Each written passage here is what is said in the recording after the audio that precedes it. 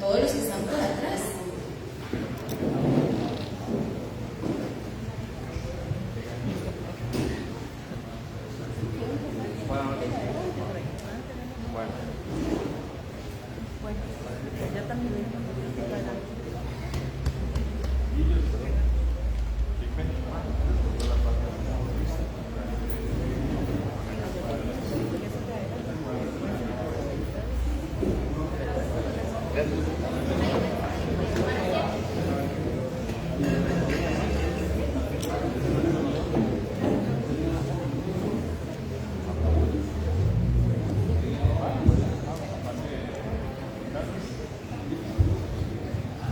Buenas noches, sean todos bienvenidos a este primer conversatorio donde vamos a estar con don Felipe Ovares, con don Alan Ramírez, y ellos nos van a estar hablando un poquito sobre la historia de la catástrofe del Virilla. En esta noche contamos con la presencia también de la editorial de la UNED, en donde van a estar vendiendo el librito de don Felipe Ovares, que él nos va a estar también conversando sobre él. En la mesa principal tenemos a don Felipe Ovares, a don Alan Ramírez y al señor alcalde, que les cedo las palabras.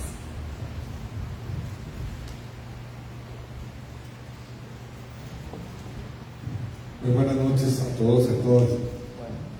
Miren, don Manuel Alvarado me acaba de decir qué importante que están haciendo esto, porque es recuperar un poco la historia del país y del ratón. Y qué importante que ustedes están presentes hoy para acompañarnos y escuchar a dos personas que han trabajado mucho en la catástrofe de Virilla. Llegar a 100 años, conmemorar 100 años, y que Santo Domingo Heredia, en lugar de ese hecho, no haya preparado una actividad que dignifique y honre la memoria de las víctimas, no sería Santo Domingo Heredia. Nosotros debemos ser y destacar a las personas que en ese momento, solidariamente, como alguno de ellos lo va a decir más adelante, acudieron a un llamado del sacerdote, y si no hubiera sido eso también, el solidarismo del domingueño se hubiera hecho posible.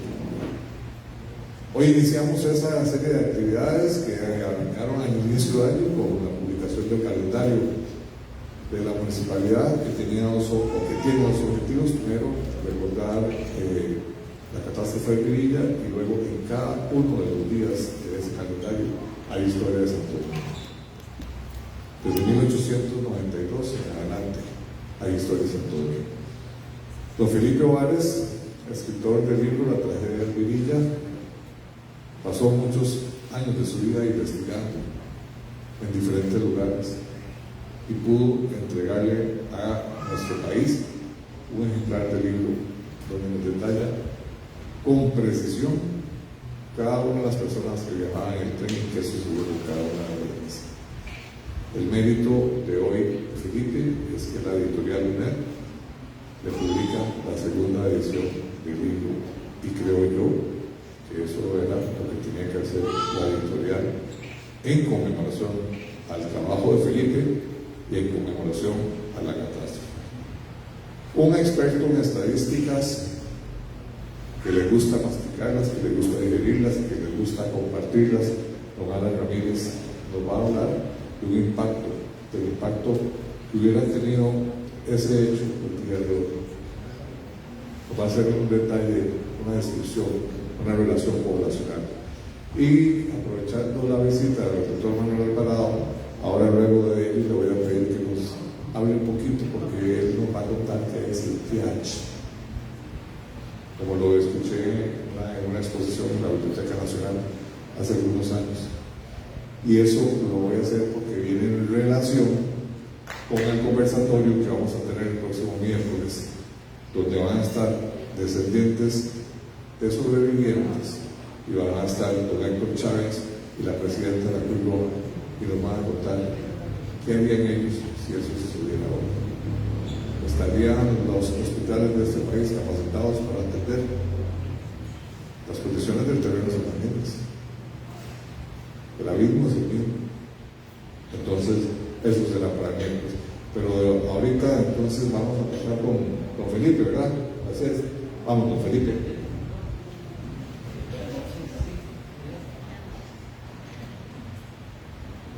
Pero no, así, y ahora sí.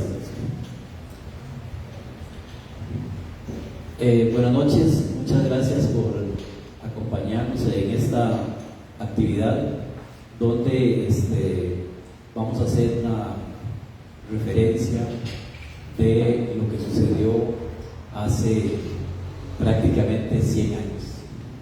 El 14 de marzo de 1926 sucedió la tragedia de Pinilla.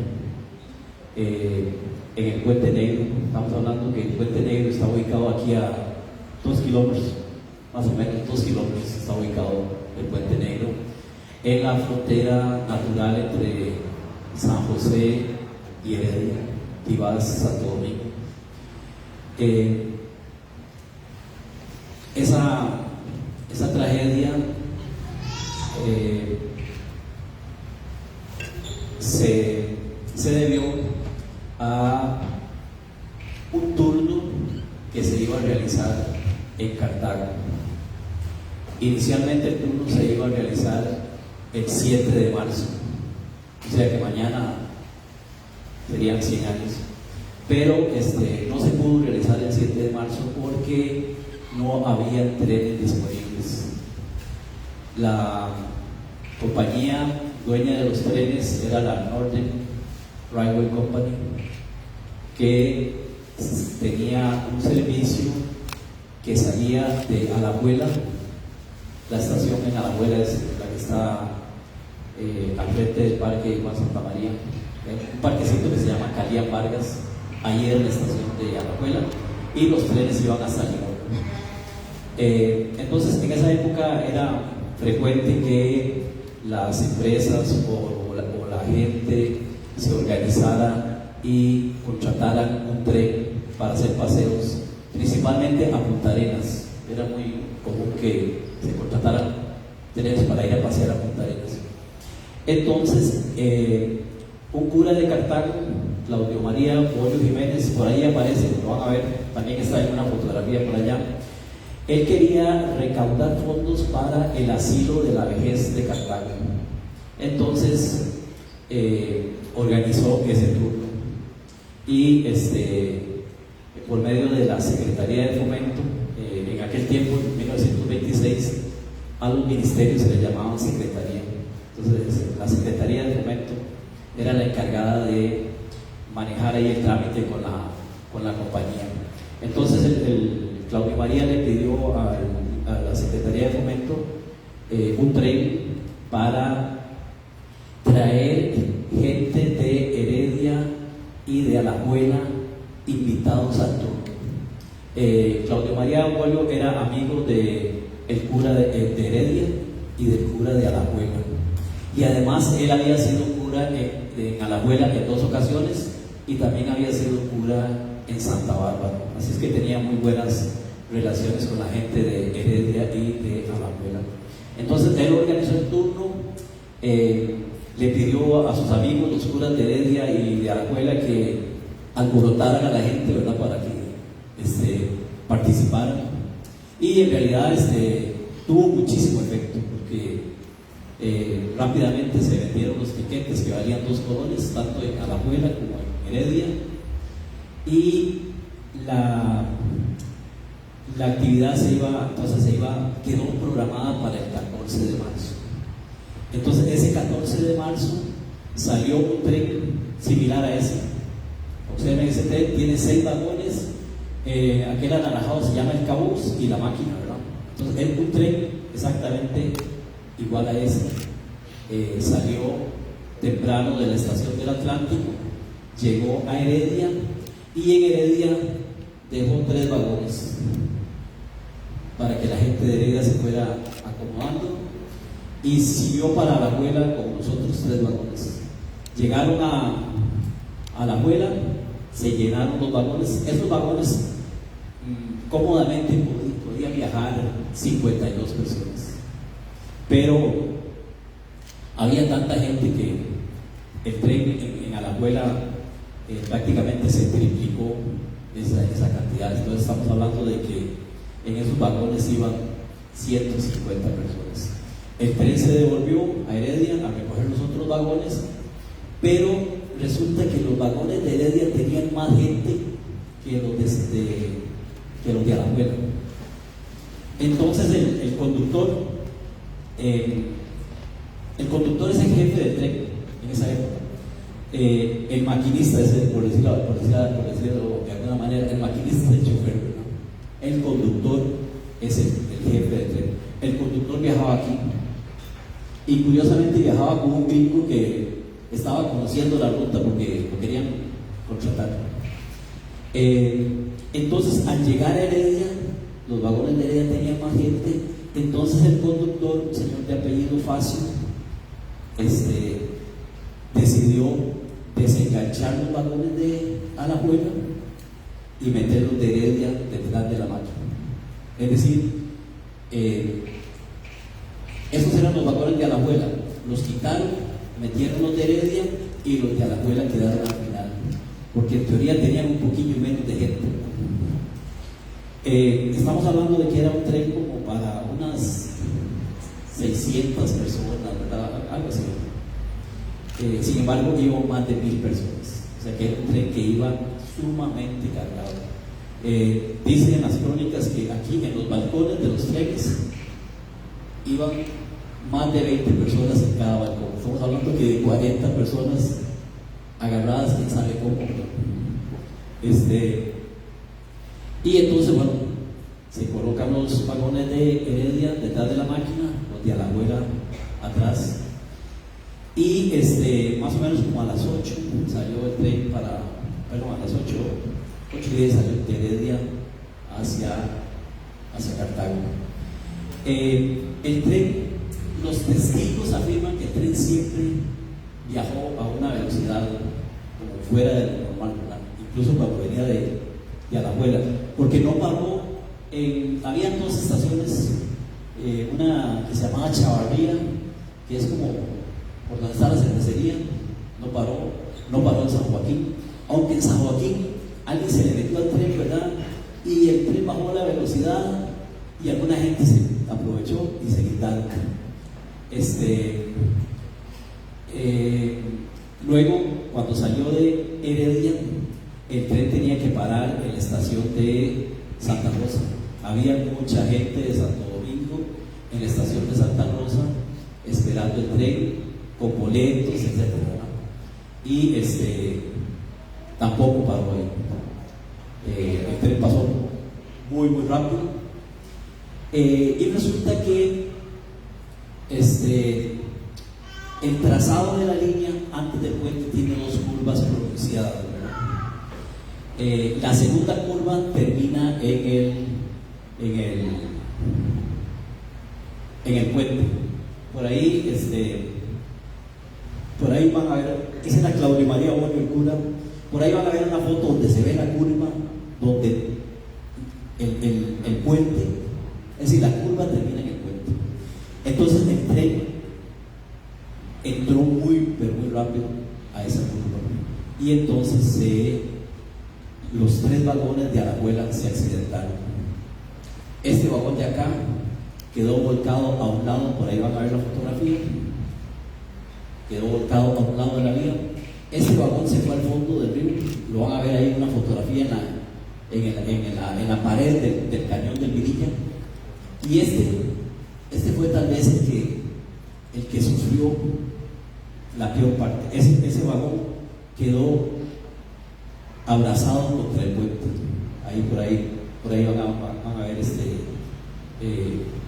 una fotografía. El tren se parte y entonces esos 3 vagones con la gente de Alajuela son los accidentados, y ese tren y esa parte logra pasar el puente. Se detienen en la cuestita, después del puente y en la cuestita se detienen ahí.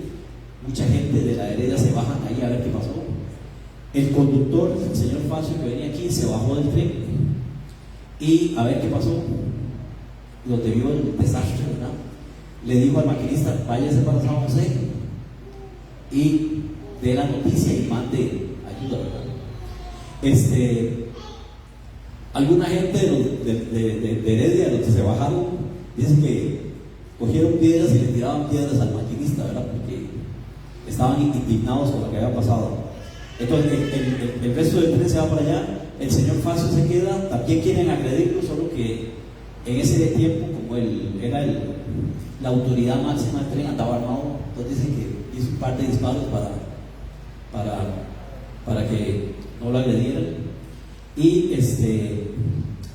se fue a la estación de Santa Rosa a poner un telegrama para que supieran lo que había pasado y también para avisar al tren que venía atrás de que había un accidente y que tenían que tener cuidado, ¿verdad? La mayoría de los muertos, estamos hablando de que ese día el periódico de La Tribuna reportó 248 personas que fallecieron. En los días siguientes fallecieron otras tantas. Entonces estamos hablando de que probablemente murieron unas 270 personas. La mayoría, más del 95%, gente de Alajuela. Muchos en este vagón y en hay una fotografía por ahí donde se ve el puente y al fondo se ven los cafetales. Hubo dos testigos que vieron la tragedia. Alan les va a comentar a uno de esos testigos, y el otro era el juez de agua de Tibás. ¿Qué es el juez de agua? Bueno, era como el encargado de la asada, ¿verdad? O el encargado del acueducto de Tibás. Ese señor estaba allá en esa parte alta, y él vivía ahí. Y entonces él dice que nunca, bueno, él veía pasar trenes todos los días por ahí, ¿verdad?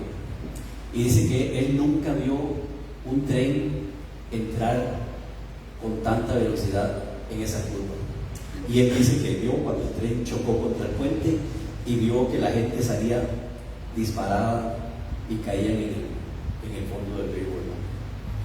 Aquí está, en la parte de allá, aquí, en la parte de allá, por aquí tenía la casa ese señor, el juez de aguas. Y entonces esa persona fue como vio el accidente en el lugar más privilegiado, ¿verdad? Sí. Entonces bueno, después él dio su testimonio en los periódicos, y una persona de Santo Domingo que vio el accidente le dijo al hijo que fuera a la iglesia. Era domingo, había misa de 8 posiblemente, ¿verdad? Y entonces mandó al hijo. El hijo entró a la iglesia. No me imagino cómo sería esa escena, ¿verdad? Que entró seguro corriendo a la iglesia y le dijo al cura, al padre Mendoza, que había un accidente. Y entonces el padre suspendió la misa y toda la gente se fue para el Puente Negro a colaborar. Dicen que el cura le dijo: a las mujeres quédense aquí rezando y todos los hombres para allá. Entonces, si ustedes ven las fotografías, ahora pueden darse vuelta, casi no se ven mujeres, y la mayoría de la gente que se ve vestidos de domingo, ¿verdad? Con sombrero, incluso gente con corbata, es decir, de gente que estaba en la iglesia.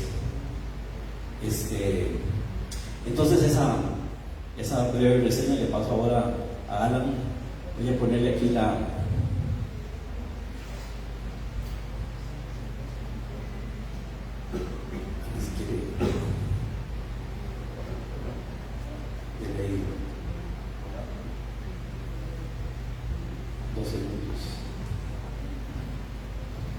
Hola, hola.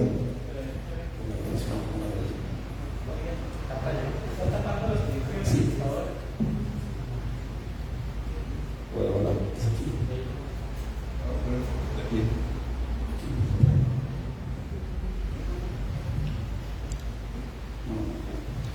Bueno, en primer lugar, buenas noches a todos ustedes. Muchas gracias por la presencia acá.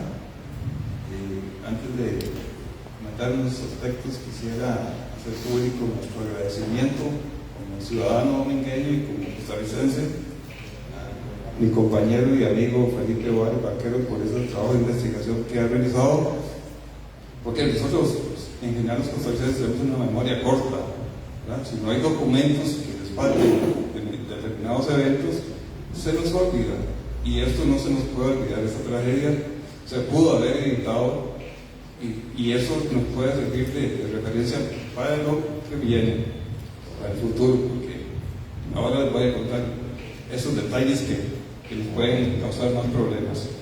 Solamente para que tengan una idea de las condiciones, para ambientarnos sobre el tema de la situación del accidente, es que Costa Rica en ese momento, el año anterior a la tragedia, en 1925, tenía una población de 520.766 personas, según consta en el anuario estadístico de 1925. Esa población hoy, más o menos la que tiene la provincia de Cartago, como si tuviera toda la población del país, hoy la tiene Cartago y todavía se queda corto. Era muy poca la población. Entonces, ustedes ya háganse una idea del impacto de 250 o 270, como acaba de comentar Felipe, para una población tan reducida. Eso es un impacto serio. Hoy tenemos 10 veces esa población.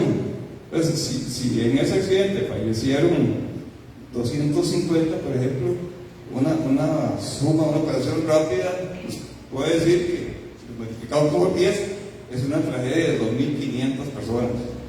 Eso es comparable al ataque de las Torres Gemelas hoy. Vean la situación con ese accidente, no fue cualquier cosa.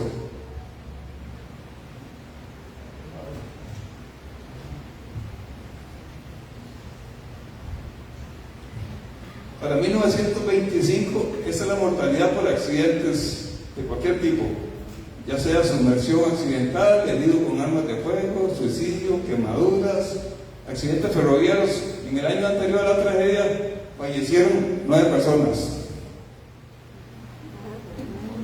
Por mordeduras de serpiente, la cantidad de personas que fallecieron por mordeduras de serpiente, 32. Por golpe eléctrico, muerte por rayo, 2 homicidios. En todo el año, por accidentes, bueno, ahí no estamos de tránsito, porque el tránsito era, pues los vehículos eran muy reducidos, no habían tantos, deben estar incluidos en esta cifra. 200 personas en general fallecían en promedio en el año. Y con este dato que nos acaba de hablar Felipe, de 250 o 70,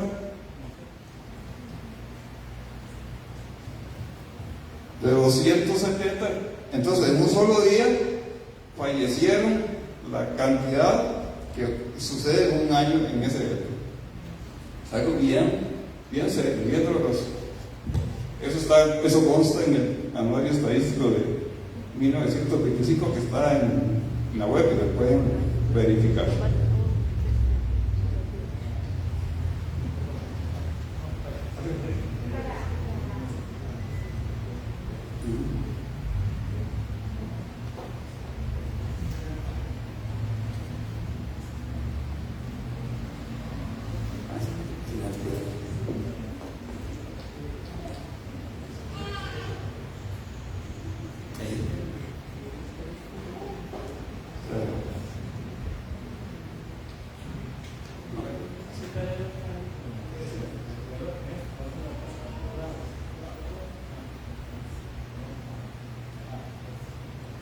Ok, ¿qué pasó con los rescatistas?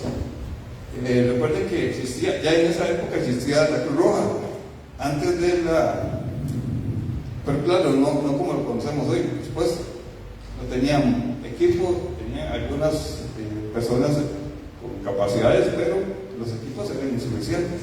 La primera ambulancia que se dedicó en el país a esa tarea específicamente fue hasta el 1927, un año después de la tragedia. Entonces, no habían ambulancias. En una imagen que vemos ahí, se nota donde estaban llegando los heridos a la estación del tren del Atlántico. Quiere decir que, imagínate todo el tiempo que pasó del accidente para poder recoger a los heridos y llevarlos a la estación del Atlántico. Yo siento que muchas personas fallecieron porque no tuvieron atención médica adecuada. Pero, ¿quiénes aparecieron ahí? Lo que acaba de mencionar Felipe. En la misa del doctor Mendoza, el padre Mendoza, el domingo, la gente con sus mejores ropas que asisten a la iglesia, aún con esa condición, se animaron y se fueron.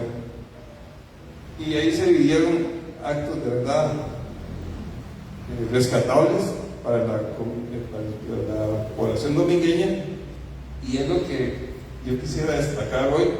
El hecho, el accidente es doloroso y no quisiéramos acordarnos de eso, me imagino que los familiares mucho menos, pero de esas cosas feas que pasan debemos rescatar que hubo gente solidaria en el cantón, a pesar de que no había ni un solo domingueño como ya lo explicó Felipe en el tren.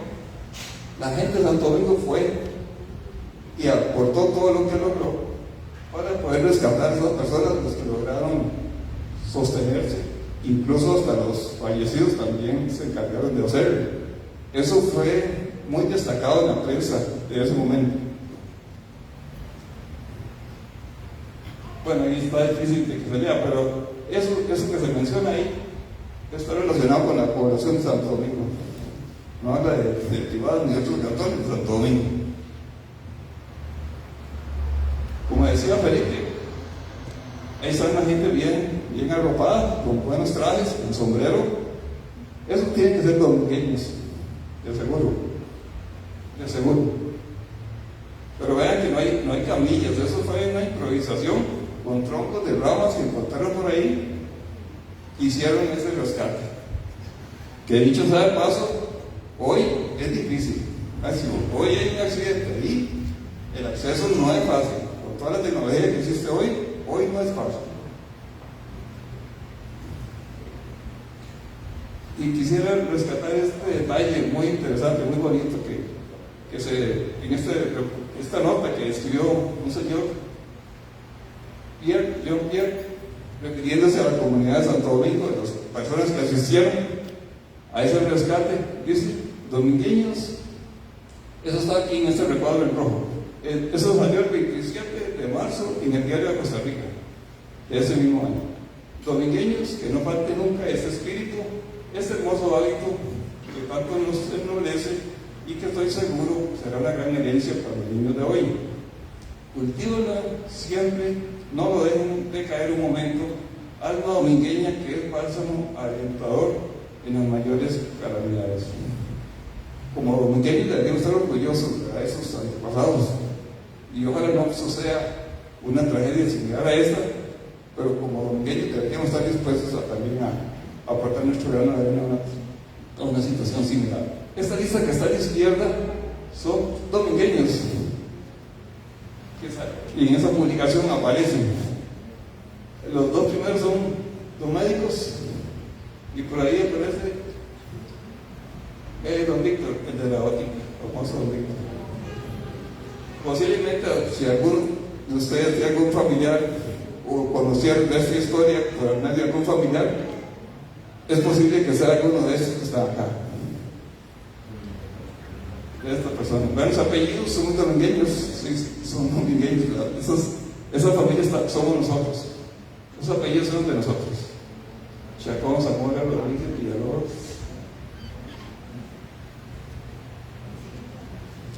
Ahora, 100 años después, ese es el detalle que quería comentarles. Este puente era el original, la tragedia sucedió en el segundo, en este. La tragedia sucedió en este. El puente original era este otro. Claro que no tenía barandas. Quiere decir que si esto hubiera sucedido en esta época, estaríamos hablando de una situación escandalosa hoy, ¿verdad? Bueno, dichosamente Eso fue como en 1907, por ahí, ¿verdad, Feli? Y en esa época se hizo este otro tipo de estructura, que fue la que resguardó que los vagones no cayeran al vacío. Pero si ven, la situación hubiera sido de esta otra manera, no quisiera ni imaginar esta situación.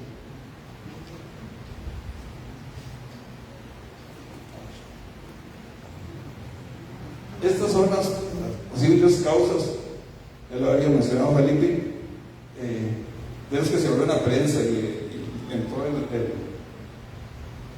tema acerca de la tragedia. Primero, la curva cerrada que está a la entrada del puente, el exceso de pasajeros y por supuesto de velocidad. Estas condiciones, la curva cerrada, ahí sigue, ahí está. El exceso de pasajeros, pues también pasa, ¿verdad?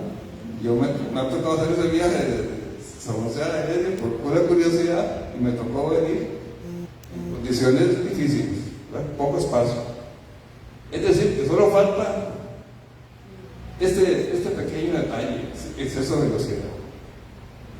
Bueno, ahorita estamos hablando de que se pretende un tren eléctrico, que son más rápidos. Cuidado, porque eso podría causar otro evento.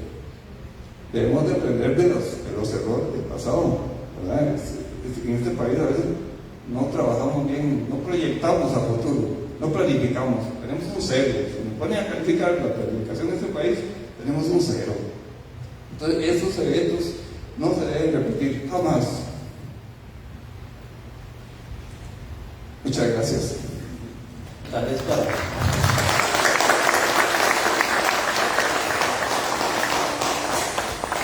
vez para agregar algunos detalles. En el libro, bueno, esta fue la primera edición del libro que se publicó hace 10 años y esta es la segunda edición que acaba de salir. En este libro yo logré recopilar más de 750 personas que efectivamente iban en el tren. ¿Cómo lo hice? Bueno, verifiqué en los periódicos de la época, fui varias veces a la Biblioteca Nacional y luego fui al Archivo Nacional. Entonces aquí hay más de 750 personas que iban en ese tren. Algunas de las historias son muy interesantes de los pasajeros. El libro tiene dos partes. La primera parte es como referencias de lo que salió en los periódicos de la época, con algunos comentarios que yo pongo, y la segunda parte es esa lista de viajeros con los testimonios que ellos dieron en los juicios. La empresa fue demandada, nadie estuvo detenido, tal vez el maquinista un par de días, pero ahí paró. Hubo una demanda y la empresa pagó más de 750,000 colones a los heridos y a las familias de las víctimas. En esa época el premio mayor pagaba 50,000 colones. Un carro nuevo más o menos costaba 5,000 colones. Y ya les había dicho anteriormente que el tiquete de ese tren valía 2 colones.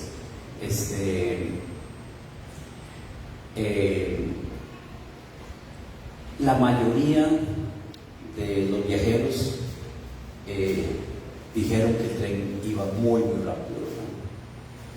Ahí están los testimonios. Y tal vez ahora más tarde Anabel nos cuente, el papá suyo o el abuelo. Mi abuelito. El abuelo de Anabel iba en el tren. Anabel fue compañera mía en la universidad y un día de estos, por casualidad, ella vio uno de mis estados y me dijo: Felipe, mi papá y mi abuelo iba ahí. ¿Cómo se llamaba? Se llamaba Luis Chávez. Entonces yo me vengo al libro, busco a Luis Chávez, le tomo una foto y se lo mando a Anabel. Y hubo ahí ciertas sorpresas. Ahora ella nos va tal vez a contar algo. Vamos a decirle a Manuel que nos cuente algo. Participaron muchísimos médicos, todos los médicos que estaban disponibles participaron ese día en la atención de los heridos. La compañía tenía muchos médicos contratados, algunos llegaron en tren probablemente un par de horas o 3 o 4 horas después. Llegaron médicos incluso de Limón, porque la compañía tenía la sede principal en Limón. Manuel.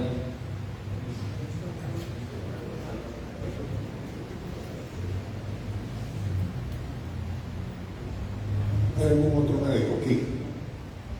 Está el doctor Jorge Vargas Marín, que es un médico también, que además de esto fue mi profesor en la Universidad de Costa Rica. Con gran honor puede uno estar completamente seguro que también es un profesor, médico, investigador.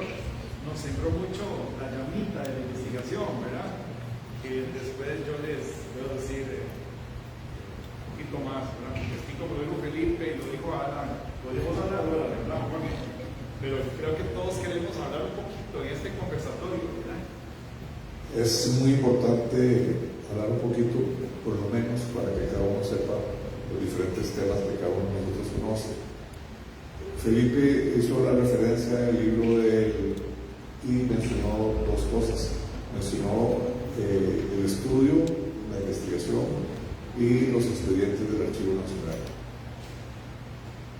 Fundamental importancia tiene para este país que se conserven los documentos, tanto en la biblioteca donde están los periódicos y más que todo de la época, y en el Archivo Nacional donde están los expedientes. También hay un archivo que está rico en documentación de este tema, que es el archivo judicial, donde constan la totalidad de las demandas que hay ahí, y cómo la empresa buscó a los familiares de las víctimas para tratar de negociar el pago y que no hubiera una mayor demanda. Es un tema muy interesante. Henry, si yo le pregunto a usted, si nos encontramos en una escena de esas terrible, ¿cómo hace usted para valorar a quién atiende y a quién no? ¿A quién le da prioridad y a quién no le da prioridad? ¿Cómo hace uno para tener esa certeza? ¿Hacia dónde se inclina uno? El doctor Alvarado nos va a explicar cómo se hace eso. ¿Todo? Buenas noches. Como domingueño de pura cepa, porque es la senda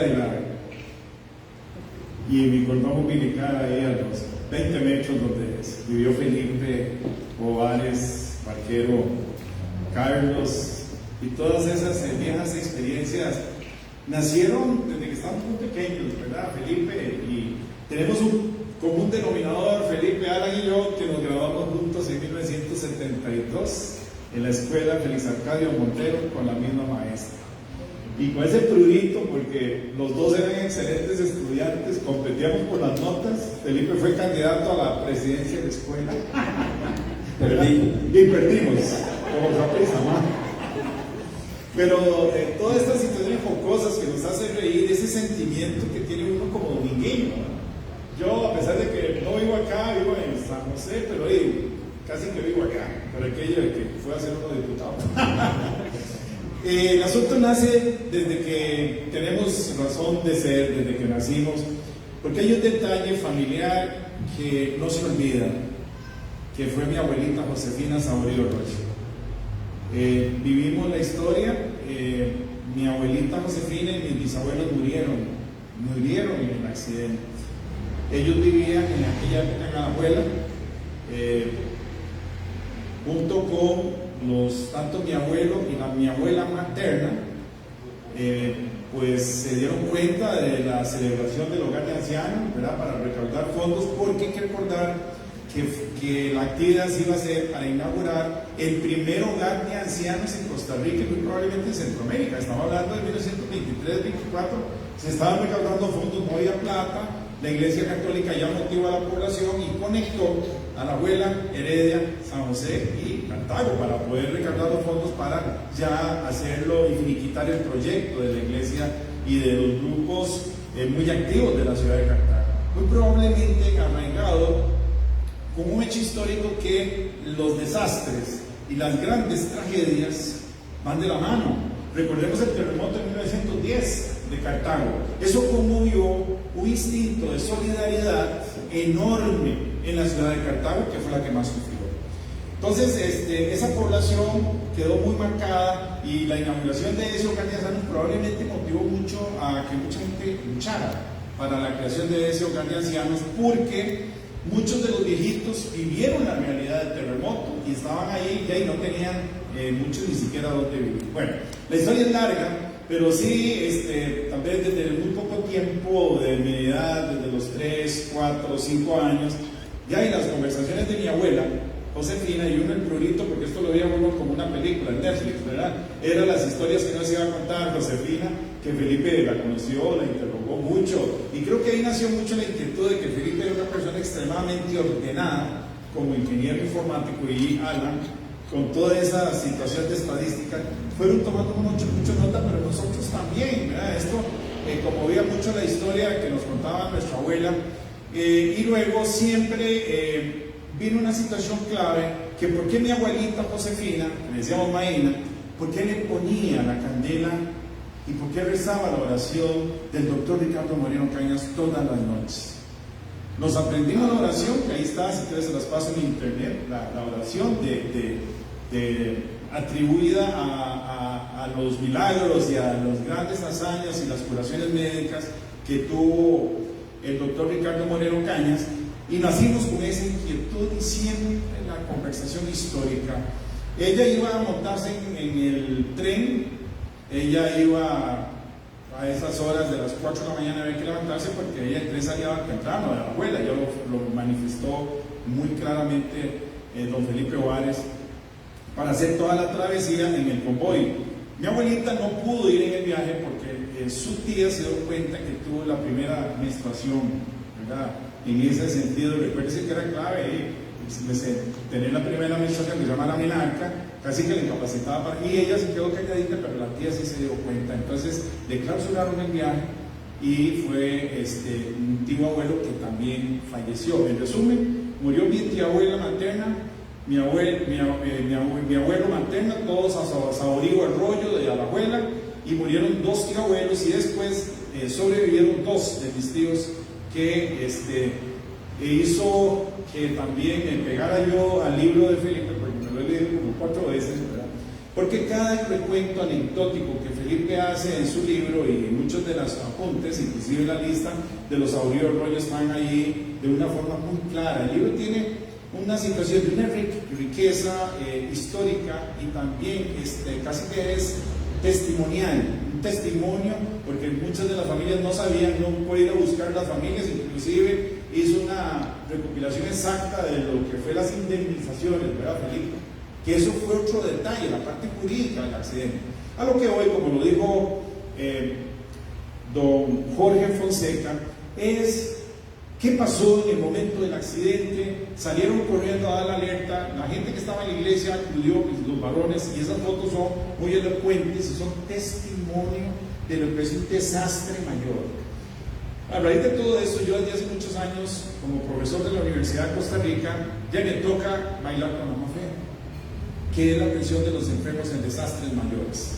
La atención de los desastres mayores en Costa Rica, ya ahí está la Comisión Nacional de Emergencia, la Cruz Roja, bomberos, hay comisiones interinstitucionales, hacemos pruebas, simulacros, porque es una realidad. Lo que hemos aprendido de los grandes desastres, ya mencionamos uno como fue el gran desastre del terremoto de 1910, que quedó mucho escrito, pero hemos vivido situaciones muy cerca. Lo que pasó en el terremoto de Nicaragua en 1972, donde algunos familiares estaban allá por cuestiones de transporte, fueron miles de heridos. Los terremotos en Guatemala, los desastres naturales que suscitan, son parte de todos los días y tenemos que estar preparados. Sale la figura del doctor nuevamente Ricardo Moreno Cañas. ¿Por qué la valentía y la osadía del doctor escucha el mensaje por medio del telegrama que entra a la oficinita, que era una oficina o un departamento en el San Juan de Dios, justamente como a las 8:17 de la mañana, ¿verdad? Más o menos a esa hora, entra el primer telegrama al Hospital San Juan de Dios.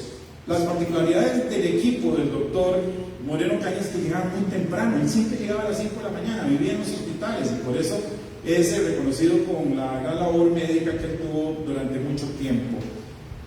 Inmediatamente la señora que estaba en la central sabía por qué el doctor Moreno Cañas ya era un gran líder, como gran cirujano que fue, porque recuérdese que el doctor Moreno Cañas terminó de estudiar en Suiza y rápidamente sus profesores de la Universidad de Zurich eran excelentes estudiantes y se lo llevaron a la Primera Guerra Mundial como un médico joven muy dedicado para que entrara al cuerpo médico en atención de la Primera Guerra Mundial. Ya para 1914 se estaba graduando y él empieza a participar en las peores guerras de la Primera Guerra Mundial.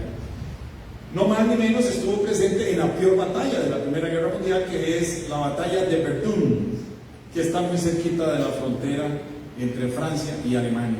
Esa fue la peor batalla donde murieron más de 10.000 personas.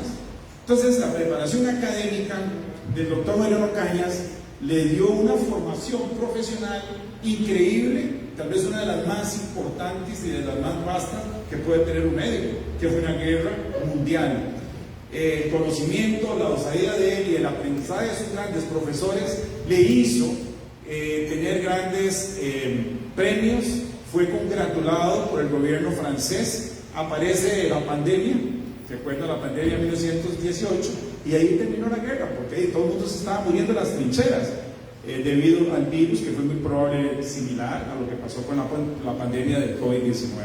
Bueno, ya el doctor Pino regresa a Costa Rica por ahí en 1919, empieza a hacer una gran labor médica y para 1926, ese 14 de marzo, viene la situación del desastre.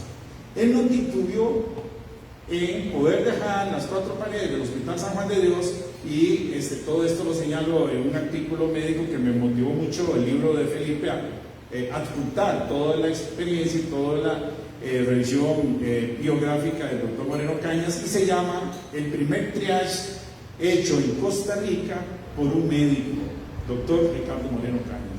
Y luego, revisando mucho la literatura ya un poquito médica y cultural e histórica, me voy dando cuenta de que no se había reportado nada, absolutamente nada, de la atención de desastres masivos en América Latina.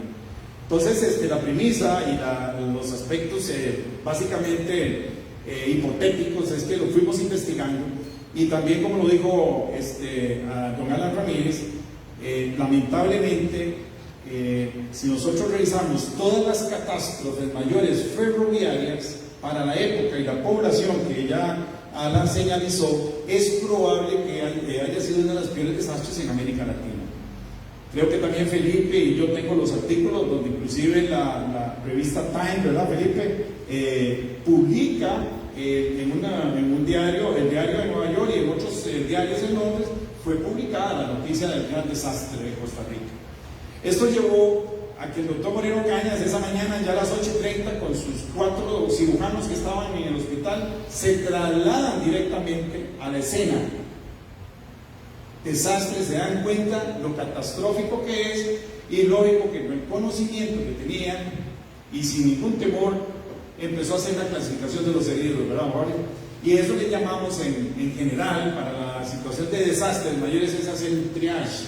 Es una palabra medio afrancesada, pero conlleva eso. Es la verdadera clasificación que se hace de acuerdo a situaciones muy bien establecidas, sistemáticas, que se hacen en una situación adversa tan grave como fue el accidente. Por tanto, del San Juan de Dios ahí al bajo del Puente Negro, dice la historia que se tomó una volanta, porque esto está, y es interesante porque algunas anécdotas esas quedaron registradas en los anales del Hospital San Juan de Dios también, y en alguna literatura de los reconocimientos del doctor Ricardo Moreno Cañas. Él señalizó ese accidente, parte de las recopilaciones históricas y bibliográficas. Lo que llegó, sí, puso la gente en orden, como se hacía en el ejército francés, y con toda la sapiencia, y lógicamente lo primero que se hace en esa clasificación es quitar los muertos. Pero ahora, ¿qué se hacía con la cantidad de heridos?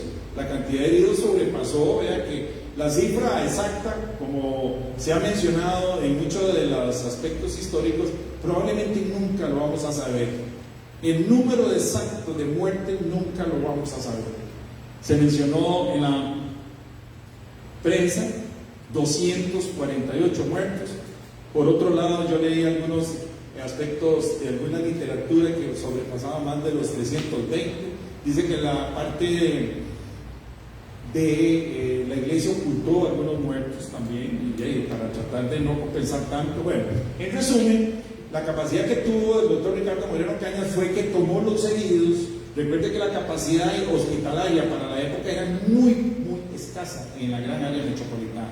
Si acaso existía el hospital más grande, San Juan de Dios, que pertenecía a la Junta de Protección Social, el hospital de Caridad de Heredia, que era de las monjitas, que todos lo saben muy bien, y luego el hospital de Alajuela. Muchos de los heridos tuvieron que ser clasificados y enviados, y ahí fue donde el doctor Ricardo Moreno Cañas se llevó algunos heridos, y él mismo pasó operando más de 24 horas en el hospital San Juan de Dios, tal vez más, pero el cansancio no le daba, y por lo menos recuentos ya anecdóticos familiares es que 2 de mis tíos él los operó, quedó con cierto grado de minusvalía, pero de los 2, uno de ellos murió a los 86 años, murió en San Josecito de Alajuela, y mi otro tío Abel murió a los 87 años, o sea que también fueron testimonio de muchas de todas estas anécdotas. Entonces, en resumen, primero que todo, el hecho del grave accidente ferroviario es uno de los más importantes en el mundo. En el 2004, con el tsunami que pasó en el sudeste asiático, y un convoy enorme, como son en la India, que son cientos de convoys, y el tsunami el que sucedió, el océano se pasó, y en ese accidente hubo más de 2.700 muertos. Pero eso fue en el 2004. Entonces, la parte porcentual que se ha mencionado acá es muy importante para señalizar que es el peor desastre, no solamente ferroviario, sino de tránsito, como quieran ustedes llamar, que tiene que ser mencionado. Yo lo menciono, y una de las conclusiones del trabajo, uno, es que definitivamente, como lo mencionaron aquí en las últimas diapositivas, trabajemos en prevención. Tal vez lo que nosotros, en la parte médica y en la parte de desastres, tenemos que trabajar mucho en la prevención. ¿Qué puede pasar? Vean lo que pasó hace exactamente unas 4 o 5 semanas, el convoy de tren de alta velocidad en España, en Andalucía. Desastroso. Se vuelven a repetir los hechos. Nosotros tenemos que lidiar con los accidentes. Es la peor cantidad de mortalidad a nivel de los años, ya los accidentes de tránsito, la violencia, todo eso lo vemos todos los días en las guardias, pero yo le pido a Dios que nunca más vuelva a pasar un accidente como sucedió ahí, porque no tenemos capacidad instaurada para atender tantos heridos. Ahí lamentablemente los muertos no cuentan, porque van al Poder Judicial, y ahí es un problema también. Usted lo que es hacer la autopsia a 200 heridos, tampoco vamos a dar abasto. Recordemos el terremoto de Cinchona, el bus que también se fue en el hueco de Cinchona, que me tocó a algunos de ellos operar en el hospital médico, como cirujano que soy ahí. Por tanto, hay mucha evidencia de todos estos elementos que las comunidades, don Jorge, por eso yo los felicito, porque hacemos conciencia a todas las personas más jóvenes para organizarnos. Las comisiones locales de emergencia son fundamentales, porque tenemos que estar preparados ante cualquier tipo de eventualidad donde se traduce a desastres mayores. Muchas gracias.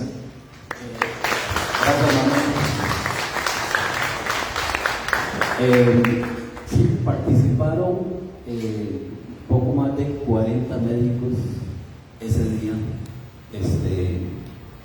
Manuel mencionó a doctor Moreno Cañas, tenía una clínica privada con otro doctor de apellido Victory.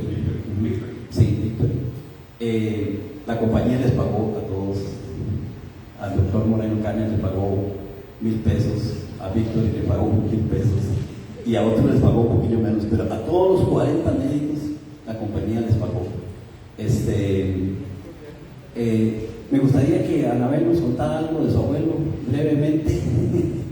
Sí, muy levemente, porque como dijo Felipe, una casualidad que yo viera que él iba a haber una exposición sobre un conversatorio sobre exactamente el accidente de Murillo. En eso inmediatamente le dije a Felipe, le mandé un mensaje y le puse: Feli, mi abuelito se murió ahí, pero cuando mi abuelito se murió ahí, mi papá tenía 8 años, era un chiquito. Entonces mi papá muy poco recordaba de eso. Ya mi papá murió hace mucho, pero mi papá muy poco recordaba de eso, pero lo poco que recordaba siempre nos contaba, primero, que da la casualidad que hasta ahora lo supe, de que usted dijo que los que iban en los primeros carriles eran de Alajuela, y los carriles que se salieron fueron los de Alajuela.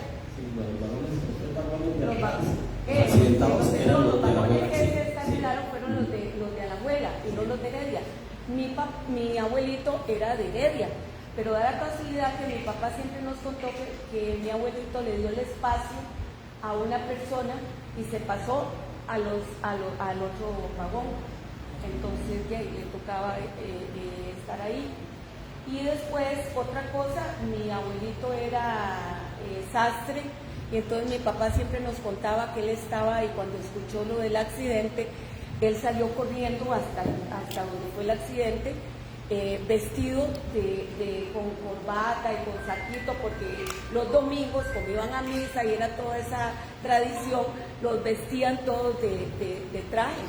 Y ahí todo el mundo que había, eso que usted contó, eso mi papá nos contaba. Muchas de las cosas que Felipe después me mandó de mi abuelito, desconocíamos por completo mi familia, las desconocíamos. Muchas de las cosas, de su historia de vida, hasta los años que tenía mi abuelito, no sabíamos. Entonces ha sido muy interesante, por eso no quisimos dejar de venir y no queremos dejar de vivir todo esto, porque es la historia de nuestra familia y que no desconocíamos por completo. Gracias a Dios de que pudimos, jamás me imaginé encontrarme a Felipe y da la casualidad de que él supiera toda esta historia tan importante para nosotros como familia, conocer de nuestro abuelito. Muchas gracias. Gracias, Anabel.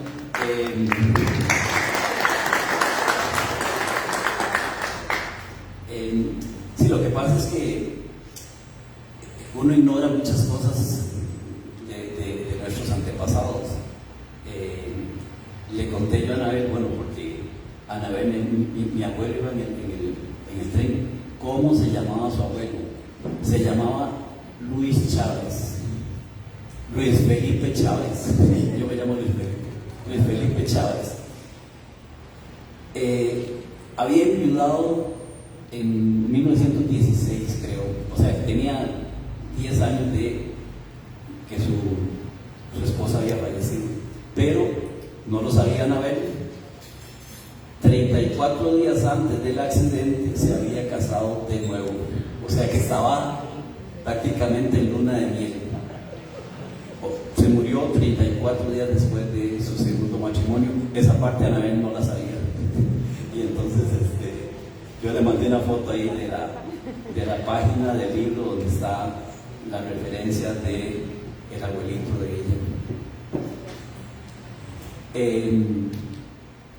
Si alguien quiere hacer preguntas, Carlos, que la pregunta no sea muy difícil, Carlos. Más o menos. Bueno, mi nombre es Carlos Brenes, yo soy físico. Ahora, yo no podía leer el libro sin tener una visión física del accidente. Y ahora que cuando ponen la reflexión las tres posibles causas, que ponen la curva, exceso de velocidad y mucha masa en el tren. A ver, definitivamente el accidente ocurrió por un error humano, o sea, no hay más. Eso es como cuando un carro se sale de una curva. Puede ir solo el chofer o puede ir 5 personas ahí. Se salió, ¿por qué? Por exceso de velocidad. El hecho de que el tren estuviera tan cargado, eso sí tenía que ver con la fuerza con que salió, porque la fuerza es masa por aceleración y ahí no hay problema. Pero que se salieran del tren, de la línea, no es por la máxima. O sea, se fue por exceso de velocidad. Ahora que dijo usted del accidente en España, en Chamartín, justo antes de entrar hay una tremenda curva y hubo un accidente enorme porque el chofer de mi abuelo, justo antes de coger la curva, atendió una llamada telefónica, ¿verdad? Eso es Vox Populi. Y entonces no tuvo control de la velocidad. A ver, un trayecto de tren es como una carretera. O sea, los que van mandando el tren, ¿verdad? Ellos saben a qué velocidad va, a qué velocidad tiene que coger la curva. Todo eso, aunque no está marcado ahí, como están en las carreteras, es igual. Y entonces, en este caso, para mí, evidentemente, la única razón de ese accidente es el error humano. O sea, no hay otra. El tren pudo haber ido con 5 personas en cada vagón, que el problema ahí fue de velocidad. O sea, y algo más, es que, claro, estamos hablando de 100 años más, pero no hay ningún, obviamente que no, pero pudo haber habido, porque la física de Newton es la misma de ahora, ¿verdad? Hubiera sido muy fácil haber calculado la velocidad tangencial con que salió ese tren, ¿verdad?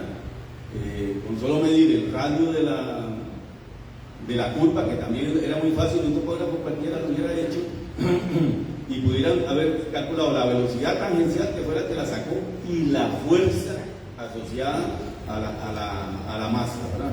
Porque a ver, ¿cuánto pesa qué masa tiene, perdón, qué masa tiene un cabuz de esos? No sé cuántas toneladas, comparado con el peso de 100 pobres ahí, que yo no sé, es insignificante, ¿verdad? Entonces sí, lástima, ¿verdad? Pero hubiera sido interesante haber metido una ficha técnica de lo que podría hacer eso, ¿verdad? Y ahora, lo que sí me queda a mí de duda, que ya no tiene que ver nada de la física, es que hacía un tren del Atlántico trayendo gente, ¿verdad? Aquí. Eso es, bueno, me imagino que lo contrataron para hacer, pero eso me llama mucho la atención. Y lo otro, que no se ve en ningún lado, es la calidad de la línea de tren. O sea, en ningún lado se dice que pudo haber sido por fatiga, ¿verdad? Y si hubiera sido por fatiga, que yo no sé, en ningún lado se ve, pero si hubiera sido por fatiga de materiales, imagínense 100 años después, cómo puede estar esos riesgos. Eso sí me preocupa a mí, ¿verdad? O sea, porque el puente aguanta. O sea, si hubiera sido por peso, que si hubiera hundido el puente, ¿verdad? Pero fue que se salió en una curva antes del puente. Y yo no sé ahora, porque eso lo sigue usando, ahí hay trenes que van ahí, ¿verdad? Y habría que ver, yo no sé qué ha hecho en este caso el ferrocarril, ¿verdad? La compañía con relación a eso. Pero bueno, era eso, Felipe, no nada de otro mundo. Muchas gracias, Carlos. El trayecto es el mismo, las dos curvas son iguales, el puente es el mismo, los rieles sí los han cambiado muchas veces, los durmientes los han cambiado muchas veces, pero lo que quiero decir es que si un tren entrara a un exceso de velocidad a ese puente en estos días, podría volver a suceder un accidente como ese. Unos días después del accidente, estamos hablando de tal vez a finales de marzo de 1926, en el diario La Tribuna se publicó un estudio como el que usted menciona. Invitaron ahí a una serie de matemáticos de la época y ellos hicieron una serie de cálculos físicos y matemáticos de la tragedia, ¿verdad? Recogieron todos los datos, cuánto pesaban los vagones, cuánto la fuerza que tenía la máquina, la cantidad de gente que llevaban, y con eso hicieron una serie de cálculos. Una de las charlas creo que va a estar relacionada con eso, con la física del accidente, que va a ser el viernes. Dos cosillas más. Esa máquina que está allá es una máquina prácticamente igual a la máquina del accidente. Las máquinas de vapor se clasificaban de acuerdo a las llantas que tenían. Entonces, esa máquina de allá es una máquina pequeña, de las pequeñas que tenía la compañía. También para contarle a Carlos, la Norden, los trenes de la Norden cubrían la línea desde Alajuela hasta Limón. Entonces, por eso el tren podía salir desde Limón. La estación estaba donde ahora hay un parquecito que se llama Calián Vargas. Calián Vargas viajaba en el tren. Ahora es un parquecito. Entonces, la Norden era la dueña de esa línea. Esa era la línea del Atlántico, pero también existía la línea hacia el Pacífico. Entonces, esa maquinita no era de las más potentes que tenía la empresa. Esa se clasificaban de acuerdo a las llantas. Esa máquina es una 260. ¿Qué significa 260? Son las dos llantitas de adelante que se mueven, las que. Entonces, eso, dos. Y luego las llantas que están debajo de la máquina, ¿verdad? Entonces, esta, por ejemplo, es una 280. Aquella es una 260. ¿Por qué cero? Porque debajo del maquinista no hay llantas. Pero había máquinas que podían ser, por ejemplo, una 282. Dos que se mueven, dos debajo de esta parte del tanque y dos debajo del maquinista. Entonces aquella era una 260, esta es una 280. Eso quiere decir que esta máquina es más potente que aquella. Claudio María Bolio, que fue el encargado de organizar el turno, cuando él se dio cuenta de que había muchísima gente que quería viajar, él le pidió a la Secretaría de Fomento que o le dieran otro tren, 2 trenes, o que le agregaran más vagones. Pero la compañía le dijo, no tenemos, hay unas excursiones a Punta Arenas, no sé qué, no hay trenes disponibles, solo le podemos dar esos 6 vagones, ¿verdad? Una máquina igual a esta es la que está ahí en la estación del Atlántico, es una 280. Y cuando vayan a Golfito, en el parque de Golfito hay una igual a esta, una 280. Y en la marina de Golfito hay otra máquina 280. Esta máquina era más potente. Entonces, tal vez si le hubieran dado una máquina como esta, el accidente hubiera sido peor, ¿verdad? Porque era una máquina con mucha más potencia. Sí, dígame. Muchas gracias. Primero que todo, felicitarlo por su investigación. Yo quiero contar una anécdota y quiero hacer una pregunta. Yo soy hermano de Anabel, por ende, mi abuelo paterno falleció en esa tragedia. Como contaba mi hermana, mi papá quedó huérfano, ya la madre había muerto hace unos años antes y su padre muere en esta tragedia. Eso le impidió a mi papá estudiar. Entonces mi papá tuvo una vida muy difícil y pues nos sacó a todos los hijos. Mi papá tuvo una zapatería en Heredia, pero lo que quiero contar es que mi papá nunca tuvo acceso como a fotografías por su condición de que nunca pudo estudiar. Entonces la anécdota que quiero contar, que fue muy impactante, que solo yo la viví, fue que en los años 80, si mi memoria no me traiciona, años 80, 90 del siglo pasado, recuerdo que se hizo una exposición en algún lugar de San José, no les puedo precisar, era en algún museo, en algún lugar, sobre la tragedia del Virilla. Entonces yo le pregunté a mi papá si él alguna vez había visto fotografías del accidente. Entonces me dijo que sí, que había visto algunas. Pero lo impactante y la anécdota fue llevar a mi padre, y recuerdo entrar a ese lugar y ver exactamente muchas de esas fotografías. Entonces para mí fue muy impactante ver a mi papá cómo se quedaba viendo esas fotografías, porque era la primera vez en su vida que veía tantas fotografías de esa tragedia. Entonces quería contar esa anécdota porque fue, como les digo, ver a mi padre por primera vez, ver las fotografías, ver ese montón de gente tirada, muerta. Tal vez pensaba yo en algún momento, se imaginó que alguno de esos podía ser su papá, etc. Entonces quería pues contar esa anécdota porque es muy interesante. Y yo llevé solo a mi papá, solo yo lo viví con él, y en algún momento se las he contado a mis hermanos. Y la pregunta que le quiero hacer, ya por mi vocación, es: en ese proceso judicial, la pregunta que le quiero hacer es si el proceso termina por todos esos acuerdos indemnizatorios, o en algún momento se encontró alguna persona responsable del accidente, o el proceso termina meramente por arreglos civiles. Gracias. Gracias. La empresa, la Norden, era la empresa más poderosa que había en el país, y la primera transnacional, en mancuerna con la bananera allá en el Atlántico.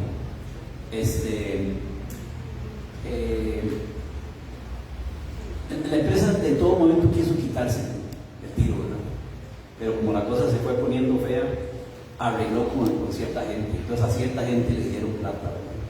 Le dieron plata muy rápido. Estamos hablando de que meses después a alguna gente le dieron plata, pero la demandaron, y el juicio se fue resolviendo como 8 años después.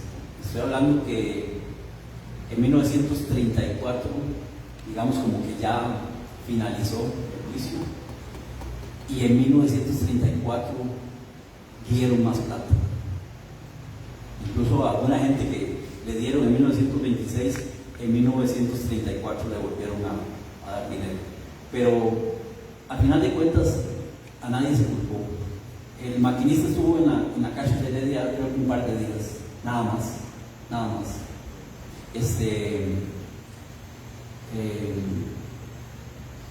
El juicio duró todos esos años, y las indemnizaciones empezaron a alguien le dieron 2 colones, no sé, seguro se quebró un dedo, ¿verdad? A otra gente le dieron 20,000 colones porque fallecieron varios de sus familiares. Se cuenta que, por ejemplo, en el barrio San José de la Abuela hubo algunas casas que quedaron solas. Una casa en particular que los vecinos dijeron: ¿qué hacemos con las gallinas y los perros? Se murió toda la gente. Entonces fue muy grave, ¿verdad? ¿Alguien más? ¿Alguna otra persona que quiera? No, nada más un pequeño comentario. Sí, claro. Es muy obvio que el problema fue el exceso de velocidad, pero provocado porque el tren venía sobrecargado, ¿verdad? Y eso se sabe muy bien porque el maquinista, ¿verdad?, aceleró a lo máximo y produjo la tragedia.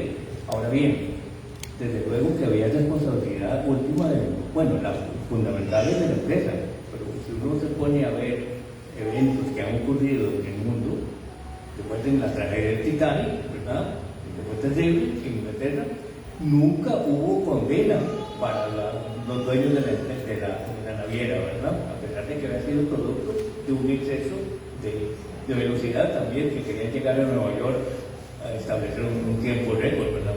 Entonces, bueno, volviendo a este tema, es decir, el exceso de velocidad fue producido por eso, ¿verdad? Claro, el maquinista era el responsable, pero sobre todo la compañía, ¿no? Sí, todas las personas que testificaron en los juicios afirman lo mismo, que el tren iba a una velocidad excesiva. Alguna gente dice, por ejemplo, que algo así como yo trabajo en San José, viajo en ese tren todos los días y nunca había viajado en un tren que fuera tan rápido, ¿verdad? Entonces eso lo mencionaron muchas personas. ¿Por qué iba tan rápido? Alan Díaz me contó que tal vez el maquinista tenía miedo porque detrás venía un tren. Sí, detrás venía un tren de servicio regular, que fue el tren que lo detuvieron en Santa Rosa, ¿verdad? Para que no llegara ahí hasta el lugar. Pero realmente, ¿por qué iba tan rápido? Uno podría especular cosas, ¿verdad? Incluso hasta tonterías, ¿verdad? Porque, por ejemplo, el maquinista había cumplido años 4 días antes, entonces tal vez tenía una fiesta, ¿verdad? Tenía un bebé recién nacido.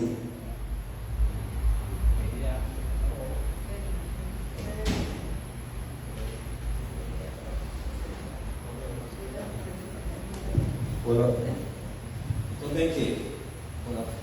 Entonces ven que uno puede especular, ¿verdad? Yo no especulé nada en el libro porque digamos que no se vale especular en un libro, pero incluso podría hasta especular que quería impresionar al gringo que iba ahí, ¿verdad? Que iba conociendo el trayecto, ¿verdad? Entonces vean que uno podría especular muchas cosas, pero decían que el maquinista iba borracho. Eso se menciona, lo cual es falso porque se investigó en Alajuela, ahí cerca de la estación, preguntaron, no, él se veía bien, no tuvo chance de bajarse a tomarse ningún trago, era muy temprano, eso se desechó, ¿verdad? Después también se decía que alguien despegó estos 2 vagones, que yo iba ahí como manoseando ahí. Entonces esa es una cosa que yo le escuchaba varias veces, que alguien desenganchó los vagones aquí, es decir, lo cual también es falso. ¿Por qué es falso? En esos balcones iba tanta gente que era imposible levantar la tapa para desenganchar los vagones, era imposible.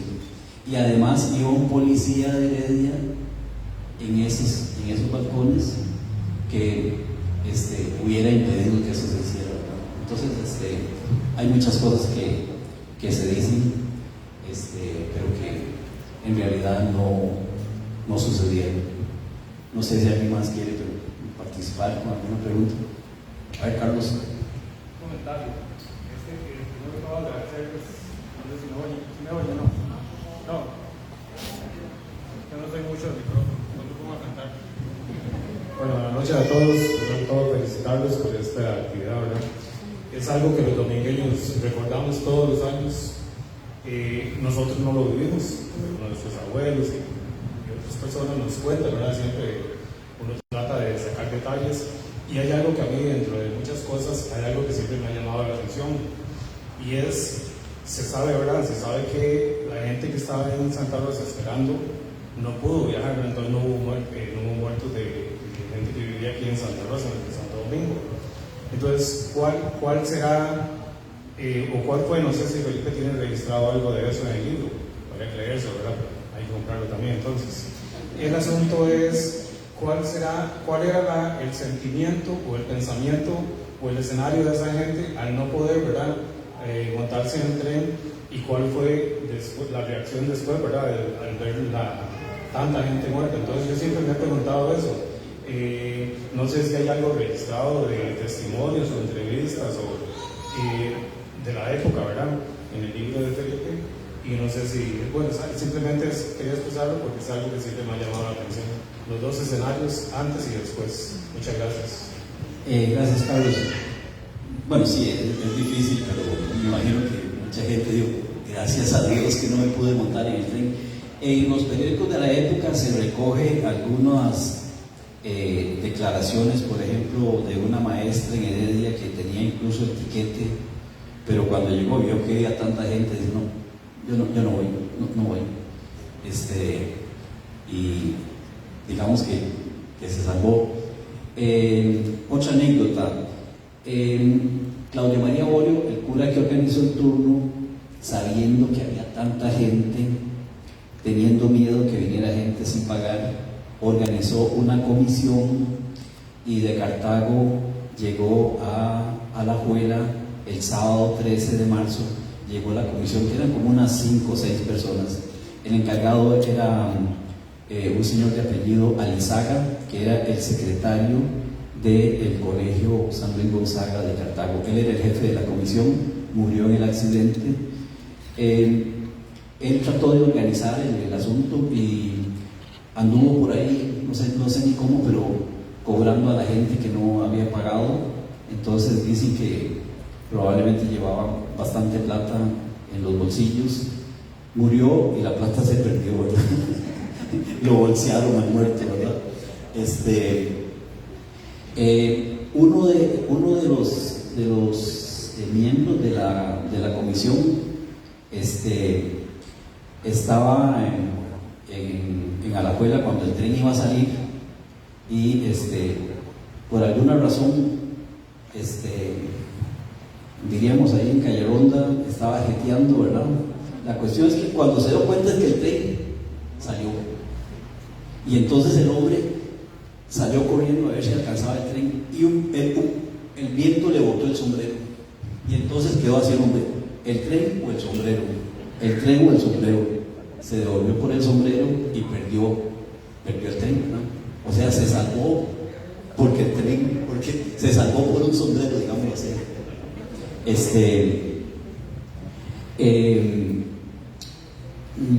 Creo que murió otra persona de esos de la comisión que Claudio María Borio mandó a la abuela para coordinar ese tren. Tal vez para pensar ahí en la línea de Carlos. Siempre desde que nos interesamos en esta historia, yo me imagino el sentimiento de Claudio María Borio, en los años después, en el tiempo después, la responsabilidad de sentirse, digo yo, tal vez culpable. Él de su plata a cierta gente le dio dinero, de su plata le dio dinero, creo que a uno de los miembros de la comisión. No sé si alguien más quiere participar con alguna pregunta. Ignacio.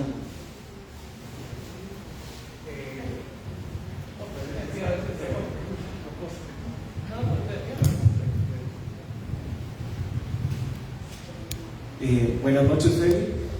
Quería preguntarle acerca de la tasa de indemnización de cada persona, porque realmente la indemnización que se hace por un fallecido o un golpe o una incapacidad no es realmente el mismo. Recuerdo que usted había recopilado ciertas tasas de indemnización que se había dado a la gente y por eso quería más o menos como tener un recordatorio de eso. No sé si lo tendrás por ahí.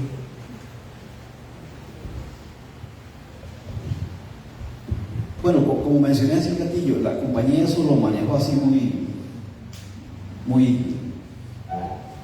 no sé cómo llamarlo, porque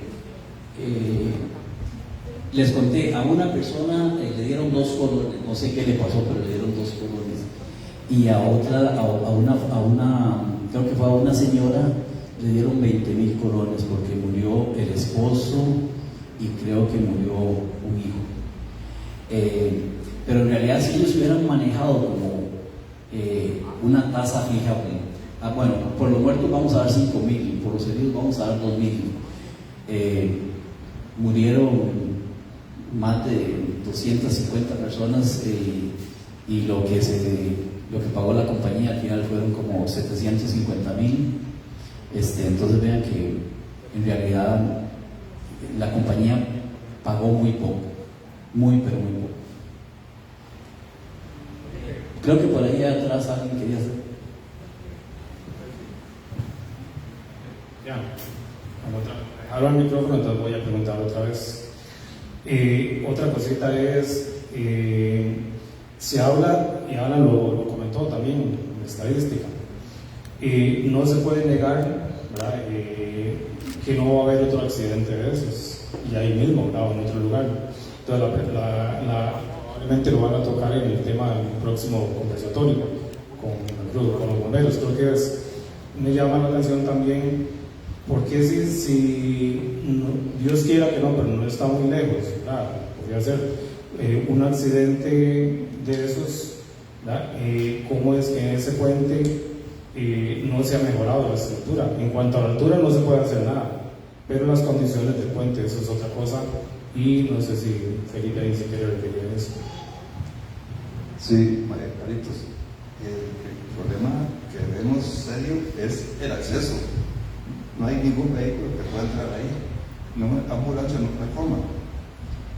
El rescate a esa altura, ¿cuánto tiene altura? ¿Cómo es el puente? 39 metros. ¿Cómo se llega al cauce? ¿Cómo los extraen? Si no hay forma de trasladarlos con la urgencia que sea necesaria, eso que es un asunto serio, Carlos. Cuando yo hablo de mejorar las condiciones, me refiero a la estructura en sí, el puente en sí. La estructura sí, esperemos a ver los otros conversatorios, a ver qué nos dicen los especialistas, de qué manera podría beneficiarse la construcción o la reparación para que no haya daños mayores. Sí, gracias. Para continuar ahí con la pregunta de Carlos, ese puente lo colocaron muy estratégicamente porque es donde el cañón del Virilla es más angosto, entonces el puente era más barato, ¿verdad?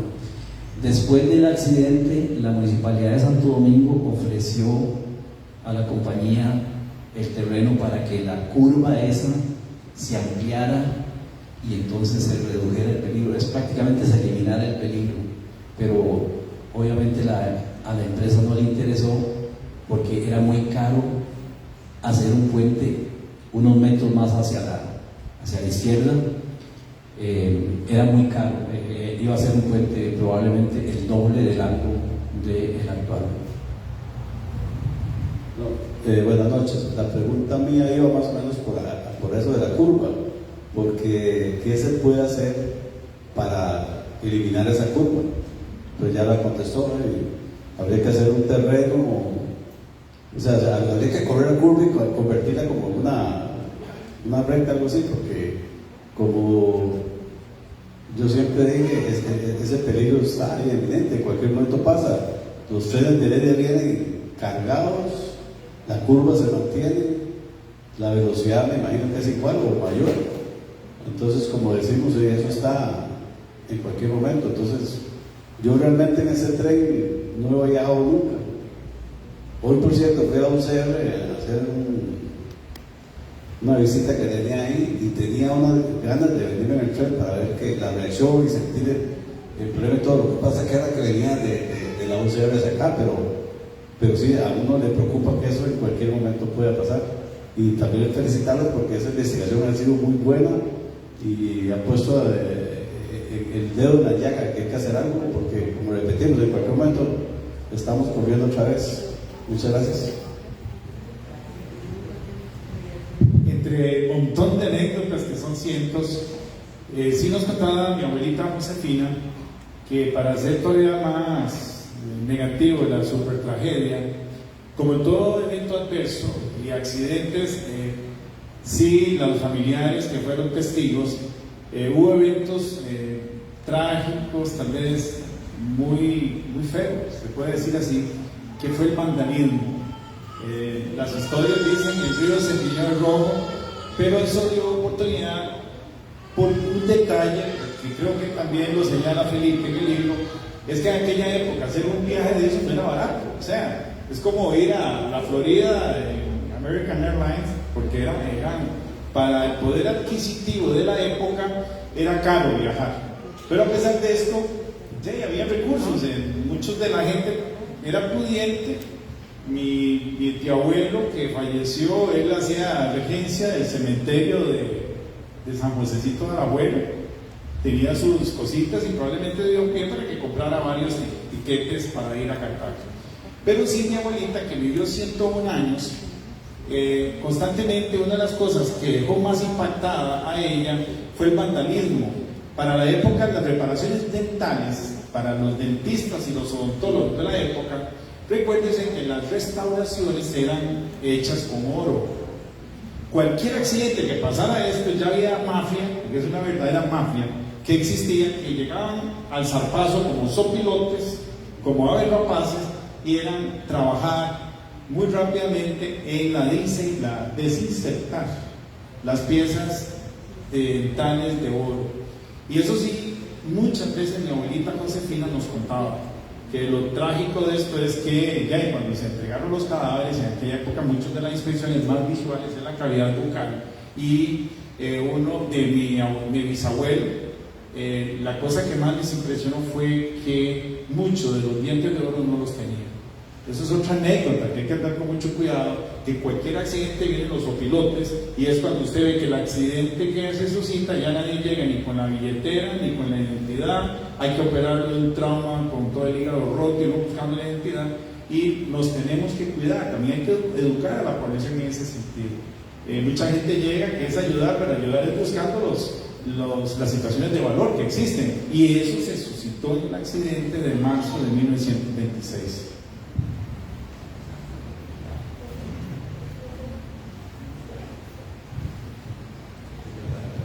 Yo lo que quiero hacer es un comentario. Bueno, primero que todo felicitar a Felipe, ¿verdad? Porque un trabajo de investigación así tan detallado se requiere de mucho tiempo.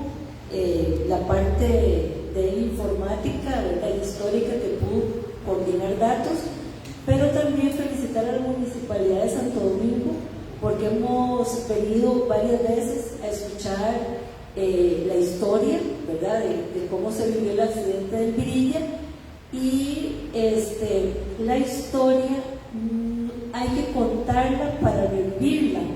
Ya nosotros la hemos escuchado, pero a mí me gustaría, usted, señor alcalde, que ojalá se coordine con los colegios, ¿verdad?, con el Colegio Santa María Guadalupe, con el liceo, para que la nueva generación conozca.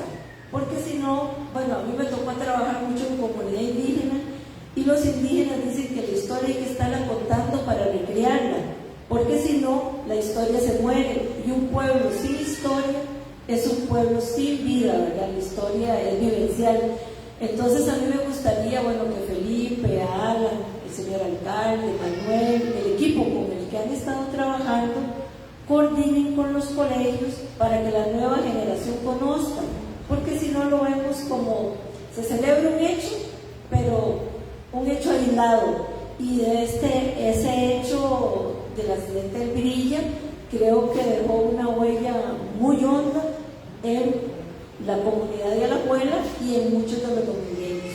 Muchas gracias a la Municipalidad de Santo Domingo, a Felipe, a Alan y a Manuel, que nos lo cuenta desde la visión de la medicina, ¿verdad?, que eso no lo habíamos escuchado y es un tema muy importante. Muchas gracias a todos.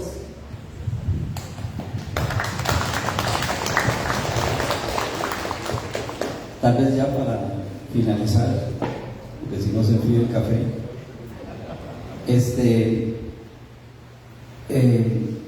tal vez relacionado con lo que dice Sandra, los chicos como que nos gusta olvidar. Diría que solo hay tres recuerdos de la tragedia del Virilla. Ese es el monumento a la tragedia del Virilla en el cementerio de Alajuela. Lo donó la comunidad española en 1926, lo inauguraron 2 años después. Esas planchas que están aquí, esas planchas, me contó uno de los empleados del cementerio en una de las ocasiones en que yo fui a visitarlo cuando estaba haciendo la investigación. Me contó que esas planchas tienen los nombres de las víctimas, de la gente que enterraron ahí, pero los maleantes entraban al cementerio y se robaban las letras. Entonces, solución a la tica, les dieron vuelta. Entonces, ahí están los nombres, pero nadie los ve, ¿verdad? Hay una plaquita aquí en el Parque de Santo Domingo, así pequeñita, que la colocaron cuando se cumplieron, creo que 80 años. Y el tercer recuerdo es de la tragedia en el puente, el tercer vagón, el vagón ese que abrazó el puente, dañó uno de los soportes del tren, y ese mismo día la compañía lo reparó. Entonces hay unas placas ahí, hay dos placas grandes, yo creo, y también se ven unos de los tornillos que reventó con la fuerza, y entonces desaparecieron las cabezas de los tornillos, pero ahí están las placas que se soldaron el día de la tragedia. Había una placa en el puente que no sabemos qué decía, una plaquita en el puente, pero se la robaron. Estos tornillos son de los vagones, los encontró Henry Salas. Henry, levante la mano. Ahí está Henry, no se ha dormido. Él los encontró en el lecho del río hace, no sé, 40 años o no sé cuántos, y los trajo aquí para que los viéramos. Diría yo que es como tal vez lo único que quedó de los vagones de esa época. Queremos agradecerle mucho la participación de todos ustedes. Voy a pasar el micrófono a Alan para que... Sí, como bien lo dice Ricky, sí, muchas gracias a todos ustedes por su presencia. Esperamos en los próximos conversatorios de esta semana que viene, y cualquier consulta pues sepan que nos van a atender. Sí quisiera hacer una invitación especial. El 15, si el señor alcalde me lo permite, el 15 de marzo hay un grupo de caminantes domingueños que tenemos aquí, hay algunos aquí presentes. Vamos a hacer una caminata desde el Parque de Santo Domingo hasta el puente, y nos va a acompañar Luis Felipe. Entonces cualquier consulta que les quieran hacer con detalle, ahí lo vamos a hacer, y vamos a hacer un acto especial de conmemoración en ese puente. Así que los invitamos. A las 8 de la mañana salimos del Parque de Santo Domingo. La actividad que menciona Felipe es muy importante, porque los que no conocían el puente pueden ir y observar todo el contexto. Don Carlos, ese puente sigue incólume. La estructura no ha tenido más daño que el que señaló Felipe ahora. Fue importado de Nueva York en 1900 y instalado en 1901. Desde ahí se mantiene incólume. Sustituyó al que nos enseñó Alan ahora previamente.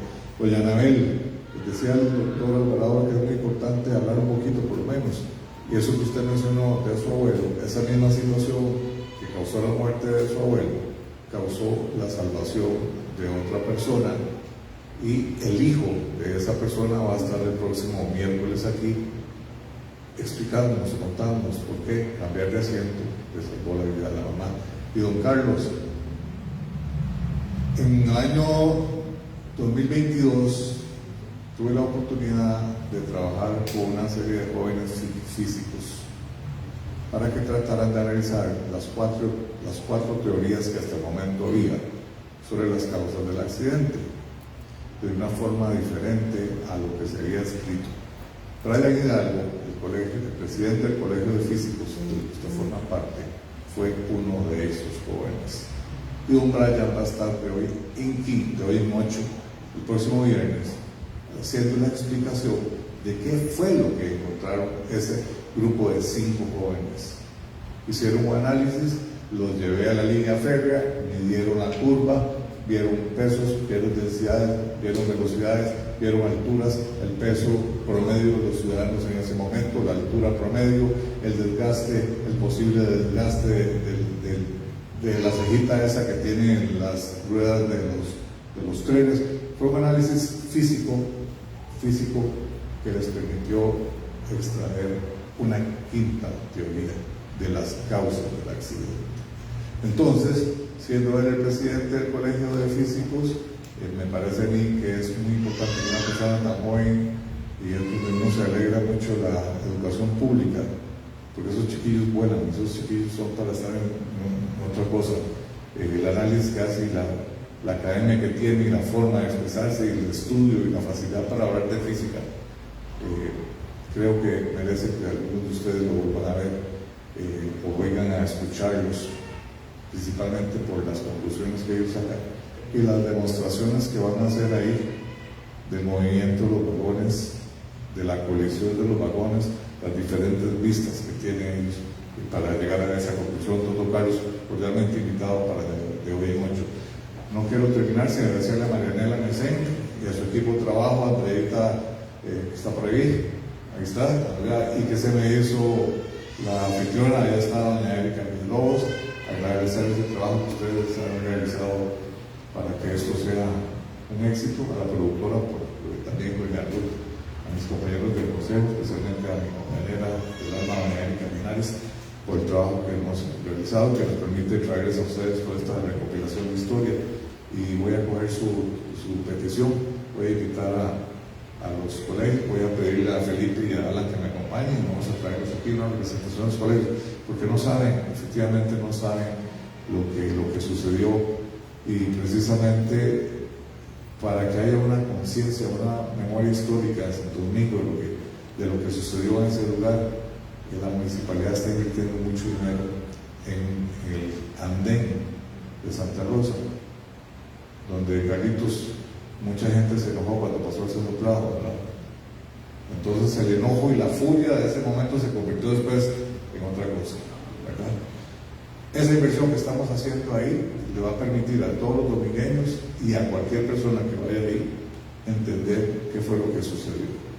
Vamos a tratar de establecer con una serie de MUPIs todo lo que sucedió ahí, desde la idiosincrasia de ese momento, la forma de vida y todo lo demás, hasta que llegaron a ese momento. Creemos nosotros en el municipio que la única forma de honrar la memoria de las víctimas es perpetuarlas mediante una obra que todos los domingueños tengan acceso y puedan entender que sucedió ahí. Es una inversión millonaria que estamos haciendo, precisamente porque somos el único cantón en el mundo que sufrió eso. Somos el único lugar en el mundo que sufrió eso. Y la comunidad roseña es la única en el mundo que vive con eso permanentemente, porque ahí pasa el tren siempre. Y el andén que estamos mejorando, todo lo demás, por supuesto con permiso del INCOFER, si no se puede hacer nada, no estaba donde está ahora, estaba unos 200 metros más hacia el lado del puente, hacia el sur, hasta el sur.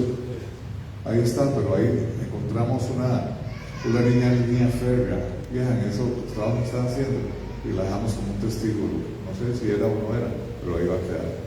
Entonces los invito a todos, porque esa inauguración se va a hacer el 14 de marzo a las 8:20 de la mañana, que señalan las crónicas que fue la hora fatal. Entonces ese día, a esa hora, vamos a guardar un minuto de silencio, escucharán las campanas de las iglesias y las sirenas de los bomberos, porque ese minuto lo vamos a recordar con este acto que vamos a realizar ahí. Reitero el agradecimiento a todos ustedes, principalmente a los expositores de hoy, don Felipe Valle, don Alan Ramírez, y los invitamos a pasar a tomarnos algo y poder compartir un ratito. Muchas gracias y buenas noches.